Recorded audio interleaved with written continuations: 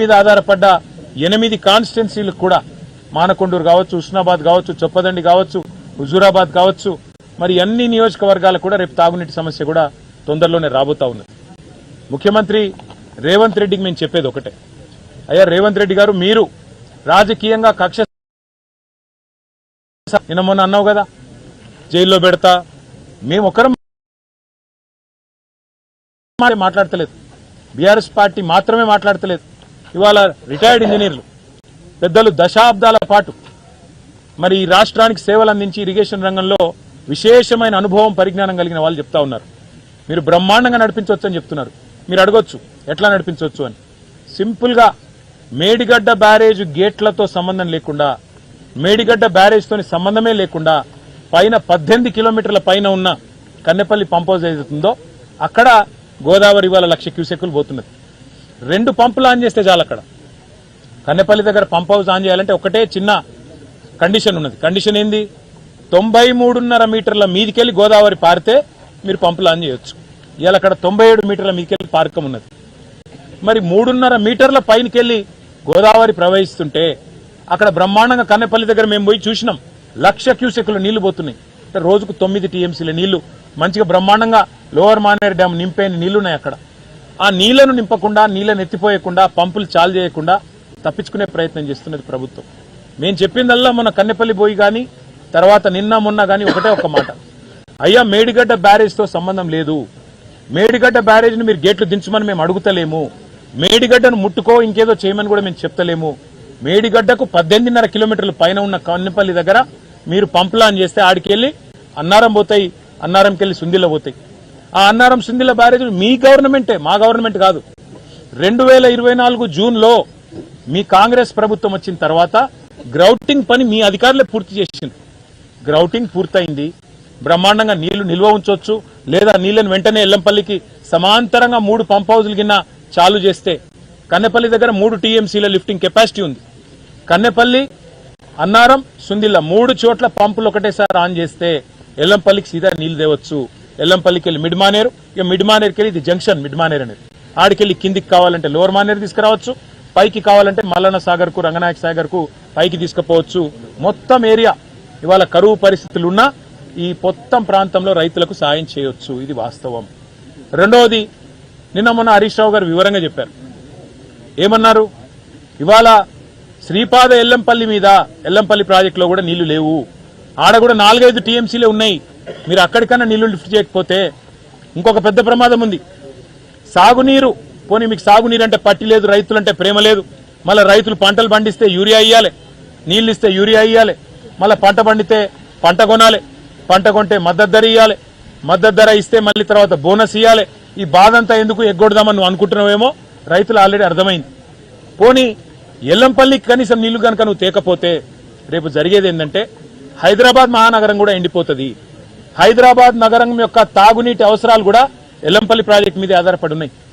ఆ ఎల్లంపల్లి ప్రాజెక్టుకు మీరు కనుక నీళ్లు పంపు చేయకపోతే అన్నారం నుంచి, కన్నెపల్లి నుంచి డెఫినెట్ గా హైదరాబాద్ లో కూడా సివియర్ డ్రింకింగ్ వాటర్ క్రైసిస్ రాబోతా ఉన్నది.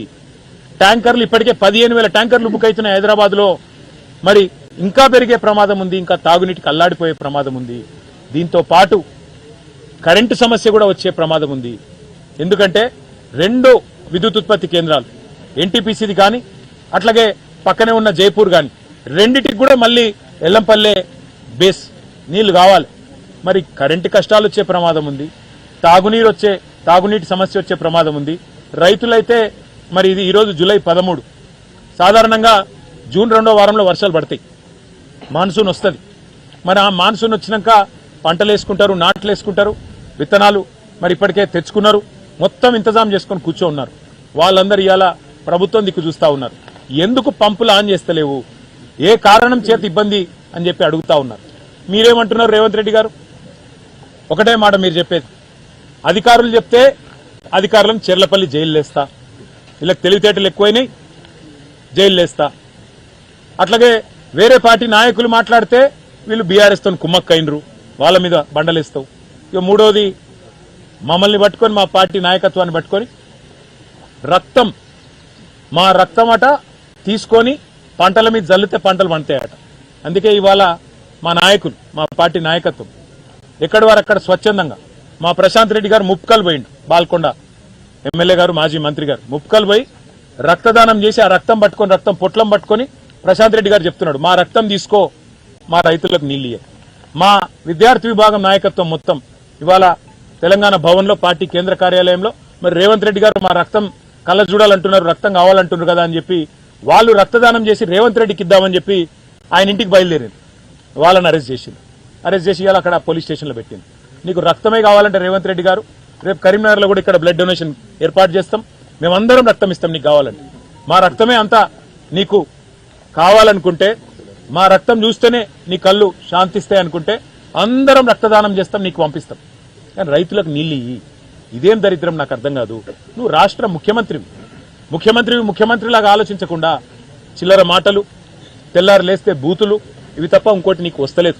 అందుకే ఇవాళ ఇన్ని జలాశయాలు ఎల్ఎండి గాని ఎంఎండి గాని 20% మించి నిండింది ఎక్కడా లేదు రాష్ట్రంలో, మొత్తం గోదావరి బేసిన్లో. ఒకనాడు కేసీఆర్ ప్రభుత్వం ఉన్నప్పుడు ఇదే కరీంనగర్ పట్టణంలో 6 వార్డులకు 24 గంటలు నీళ్ళిచ్చే ప్రయోగాత్మకంగా పైలట్ ప్రాజెక్ట్ స్టార్ట్ చేసినాం మేము. ఇవాళ పరిస్థితి ఏంది? ఒకనాడు మేము డైలీ వాటర్ ఇచ్చేది ప్రతి వార్డుకు, ప్రతి ఇంటికి. ఇవాళ కరీంనగర్లో పరిస్థితి మీరు రోజు తప్పించి రోజు నీళ్ళు ఇచ్చే పరిస్థితి కూడా లేదు. అందులో ఇప్పుడే అన్న చెప్తున్నాడు, బూస్టర్లు పెట్టి నీళ్లు లిఫ్ట్ చేస్తే మొత్తం మట్టి నీళ్లు, మట్టి రంగులో నీళ్లు, ఆగమాగం పరిస్థితి. అందుకే భేషజానికి పోకుండా రాష్ట్ర ప్రజల ప్రయోజనాలు దృష్టిలో పెట్టుకొని, రాష్ట్ర రైతుల ప్రయోజనాలు దృష్టిలో పెట్టుకొని, రాష్ట్ర ప్రజల తాగునీటి పరిస్థితి దృష్టిలో పెట్టుకొని వాతావరణ నిపుణులు చెప్తున్నారు ఎల్నినో వచ్చిందని, వాళ్లకు బెల్ట్ ట్రీట్మెంట్ ఇవ్వాలి అంటాడు. వాతావరణ నిపుణులు కరువు వస్తుందిరా అంటే వాళ్ళకు బెల్ట్తో కొట్టాలి అంటాడు. శ్యామ్ ప్రసాద్ రెడ్డి గారు పాపం ఎంత ఘోరం అంటే, వాళ్ళు నేను ఉదయం మాట్లాడినా శ్యామ్ ప్రసాద్ రెడ్డి గారు, అన్నా మీరు కళ్ళలో నీళ్లు, మీ కళ్ళలో నీళ్లు తిరుగుతుంటే మాకు మంచిగా అనిపించలే అన్న, మీరు మాతో తెలంగాణ కోసం కొట్లాడిన వాళ్ళు ఏమనుకోక శ్యామ్ అన్న, ఈ ముఖ్యమంత్రి ఇట్లా మాట్లాడినందుకు ఆయన తరఫున, రాజకీయ వ్యవస్థ తరఫున ఇంజనీర్లుగా పనిచేసి, ప్రభుత్వ ఉద్యోగులుగా పనిచేసి, నిజాయితీగా పనిచేసిన మీరు బాధపడడం నాకు బాధ అనిపించింది శ్యామన్న అని చెప్పి ఫోన్ చేస్తే ఆయన ఒకటే మాట అన్నాడు, అన్న ఆయనకు తెలియదు కావచ్చు, నేను తెలంగాణ ఉద్యమంలో ఉన్నోన్ని, తెలంగాణ రాకమునిపై రిటైర్ అయినోన్ని, నన్ను పట్టుకొని కాళేశ్వరం ప్రాజెక్టు లేదు అవినీతి జరిగింది అలా నువ్వు కూడా ఉన్నావు, నిన్ను చెర్లపల్లికి పంపుతా అంటే బాధ అనిపించిందన్న, నిజాయితీగా బతికినోన్ని అట్లా అవమానకరంగా నన్ను, నేను రాష్ట్ర హితం గురించి మాట్లాడుతుంటే, రాష్ట్ర ప్రజల ప్రయోజనాల గురించి మాట్లాడుతుంటే బట్టగాల్చి మీదేస్తే బాధ అయిందన్న అని చెప్పి ఆ పెద్ద మనిషి దాదాపు 70 ఏళ్ల పైన ఉంటాడు, ఆయన కళ్ళనీళ్లు పెట్టుకుంటే నిజంగా గోస అనిపించింది. రేవంత్ రెడ్డికి నేను ఒకటే చెప్తున్నా, నీకు కోపం ఉంటే మా మీద, రక్తం కావాలంటే రక్తం ఇస్తాం, కేసులు పెట్టుకుంటామంటే పెట్టుకో, ఏం పిక్కుంటావో పిక్కో, కానీ మా మీద కోపం ఇవాళ రైతుల మీద, ఆ కాళేశ్వరం ప్రాజెక్టు మీద చూపెట్టి ఏ పైశాచిక ఆనందం అయితే నువ్వు పొందాలనుకుంటున్నావో ఇది సమంజసం కాదు. ముఖ్యమంత్రి